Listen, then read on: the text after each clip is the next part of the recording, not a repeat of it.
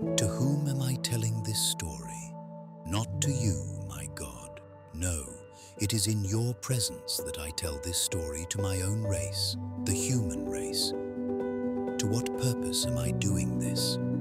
So that I and anyone else who reads this may think from how great a depth we must call upon you.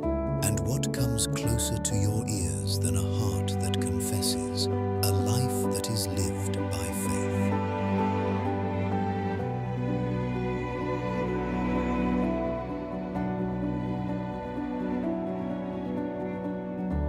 I was teaching the art of rhetoric in those days. Myself a victim of greed and ambition, I sold victory in speech. Yet you know, O Lord, that I preferred to have good students, as students are accounted good, and without deceit I taught them deceit, not to use against the life of the innocent, but sometimes to secure the acquittal of the guilty. And you saw me, O God, from afar you saw me stumbling along that slippery path. You saw the spark of honor shimmering in the midst of a great cloud of smoke that I showed to those who loved vanity and sought after lies, and I was their companion.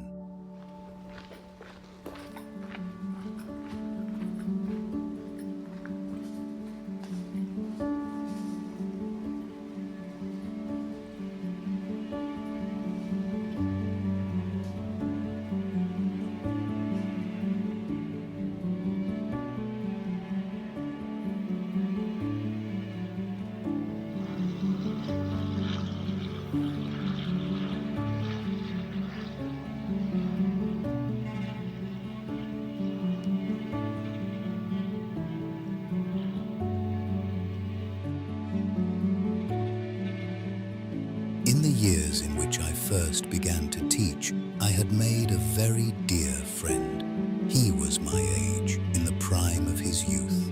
We were companions at school and companions in play. Still, it was very precious to us, for I had also turned him away from the true faith. So his mind joined me in my wanderings, and my soul could not do without him. When he was suffering from a high fever, he lay unconscious, sweating as one who would die. He was baptized, knowing nothing of it. I assumed he would hold on to the way of thinking he had received from me. But things turned out quite differently.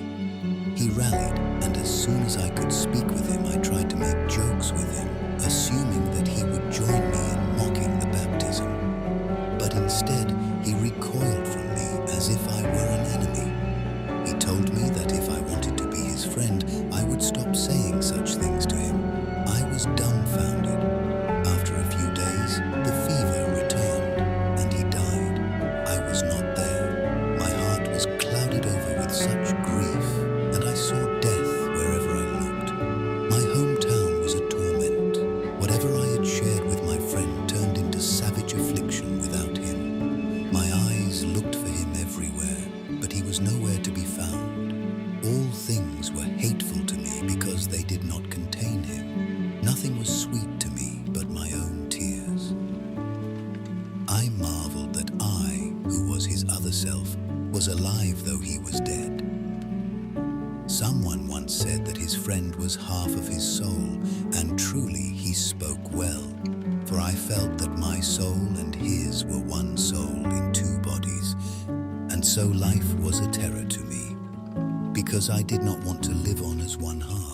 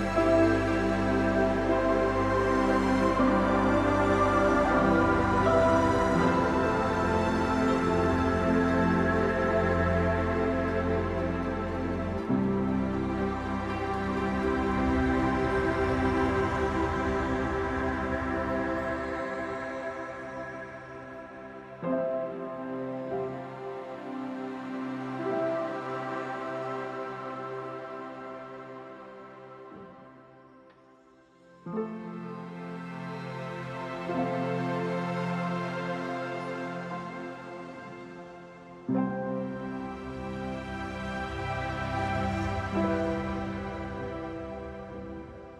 was a pear tree near our vineyard.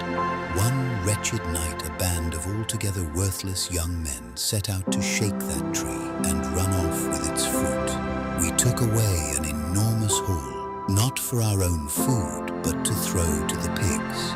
It was for the fun of doing what was not allowed that we took the pears. Those pears that we stole were beautiful, but they were not what my wretched soul lusted after.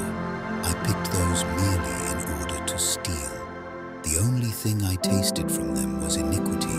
Enjoying that was what made me happy. It was the crime that gave it savor. And yet I willed to steal, driven by no neediness except that I was bereft of justice.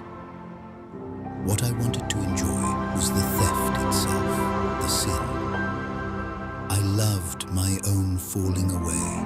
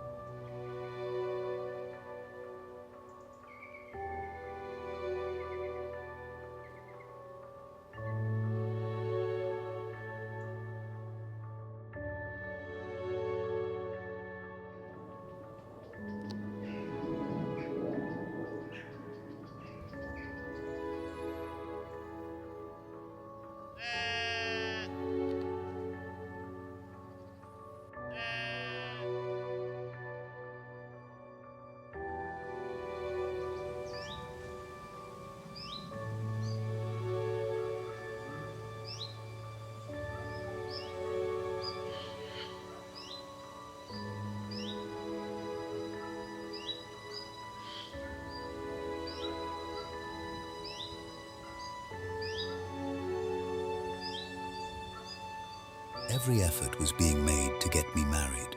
I was already asking for it and being promised it. My mother in particular was hard at work, thinking that once I was married, I would be washed in the baptism that heals and saves. She rejoiced in those days that I was being made ready for it, and she saw that her prayers and your promises concerning my faith were on the point of being fulfilled. Indeed, at my insistence and by her own desire, she besought you every day with a powerful cry of heart that you show her something in a vision about my future marriage. but it was never your will to do so.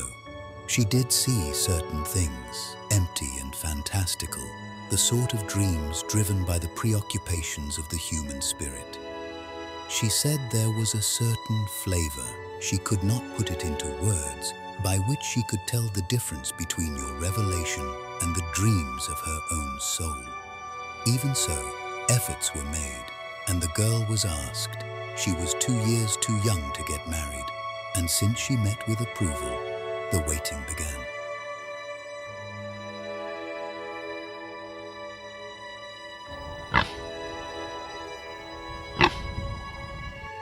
The woman with whom I had been accustomed to sleep was torn from my side as a hindrance to my marriage, and my heart, which was deeply attached to her, was cut into pieces, wounded and dripping blood. She returned to Africa, vowing never to take up with another man, leaving behind the illegitimate son I had had by her. But I was wretched and could not even live up to a woman's example. I could not bear the delay of 2 years before I could marry the girl to whom I was engaged, and because I was not a lover of marriage but a slave of lust, I found another woman, not of course as a wife. Her companionship would keep alive the habit by which the disease of my soul would be sustained and prolonged.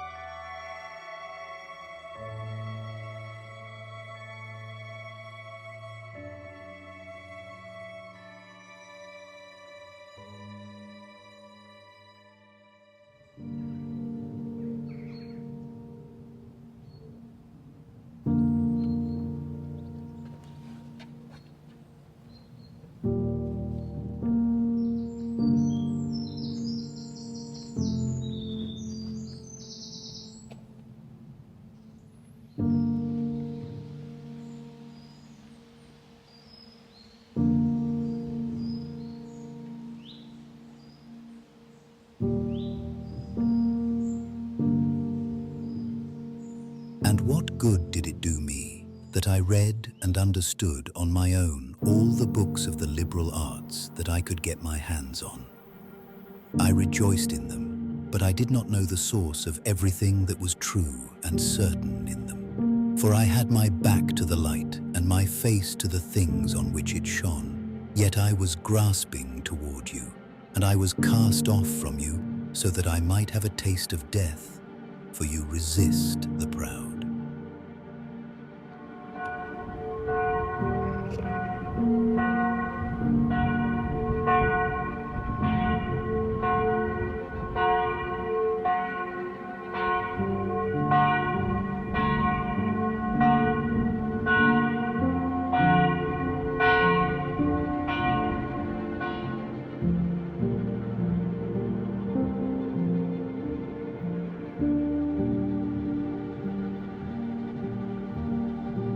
What was the source of this remarkable conflict?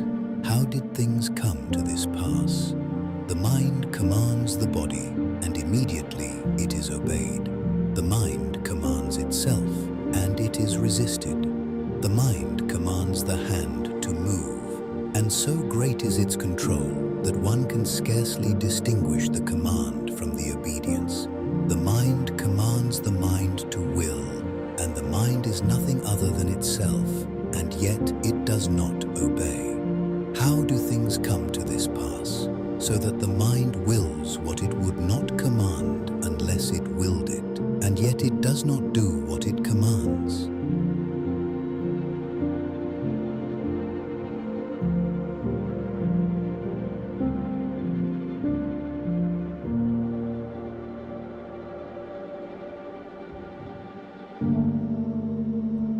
gave voice to cries of wretchedness. How long will I go on saying, tomorrow and tomorrow? Why not right now? Why can my wickedness not come to an end at this very hour? And so, stirred by this voice, I returned to the place where I had been sitting with Alypius, for I had set down a book of the Apostle there when I got up and left. I snatched it up, opened it, and read in silence the passage that first caught my eye. Not in reveling and drunkenness, not in debauchery and licentiousness, not in quarreling and jealousy, but put on the Lord Jesus Christ and make no provision for the flesh in its lusts.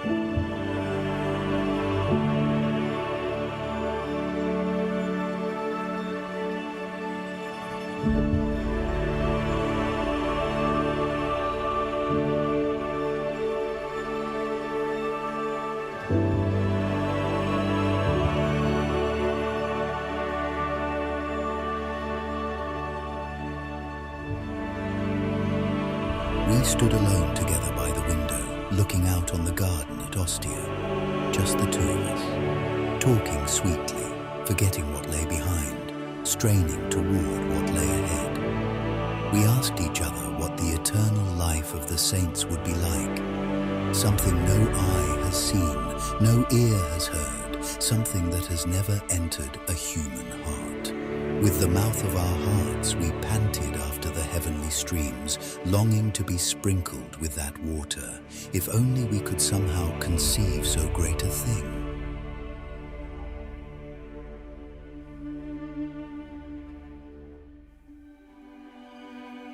Then she left me.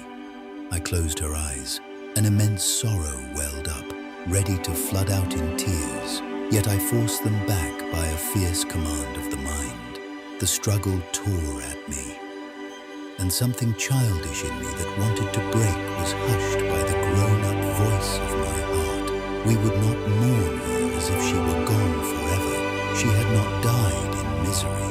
She was not altogether dead, but the grief inside me was a heavy burden. We had grown so accustomed to living together, that sweet and precious companionship.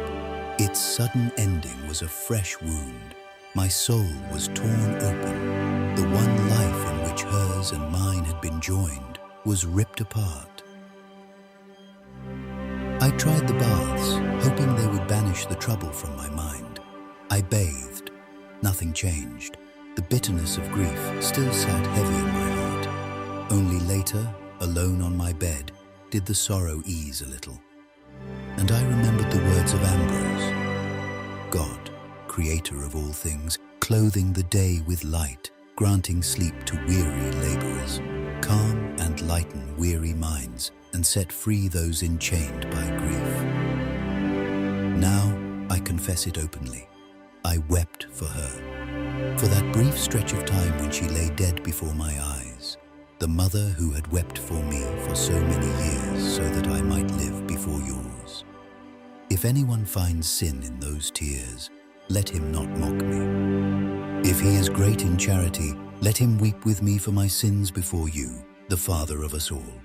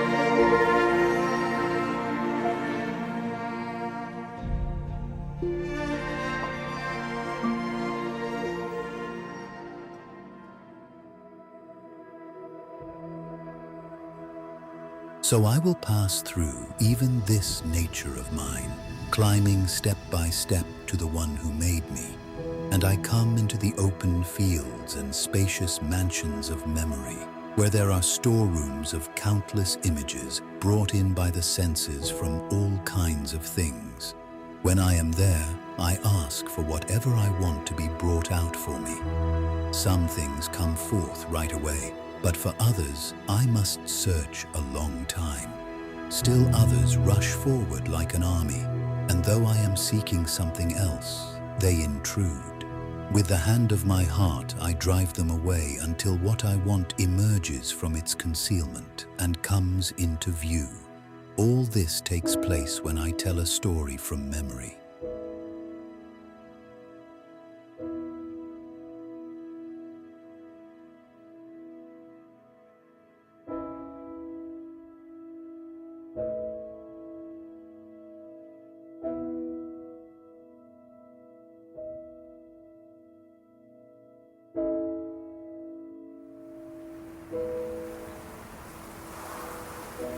So what does it matter to me that human beings should hear my confessions, as though they were the ones to heal all my diseases? They are a race that is energetic in prying into other people's lives, but lethargic about correcting their own. Why should they seek to hear from me what I am when they refuse to hear from you what they are? No one among human beings knows what goes on inside a human being except the human spirit that is within. But if instead they hear from you about themselves, they will not be able to say, "The Lord is lying." For to hear from you about oneself is simply to know oneself. But since charity believes all things, I too, Lord, confess to you in such a way that human beings may hear, even though I have no way of showing them that I am telling the truth.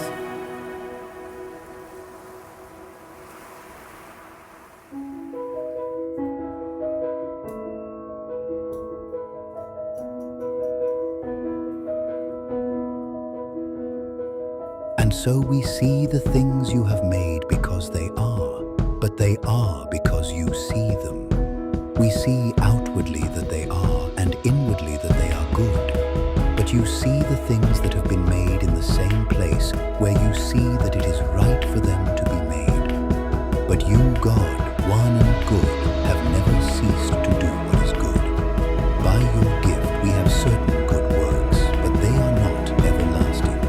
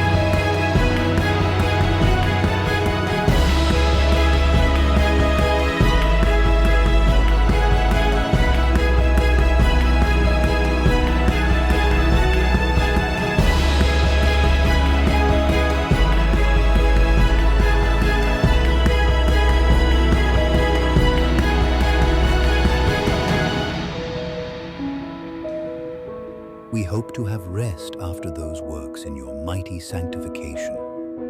You are always at rest because you yourself are your own rest.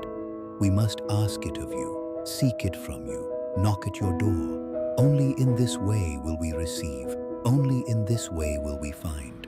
Only in this way will the door be opened to us.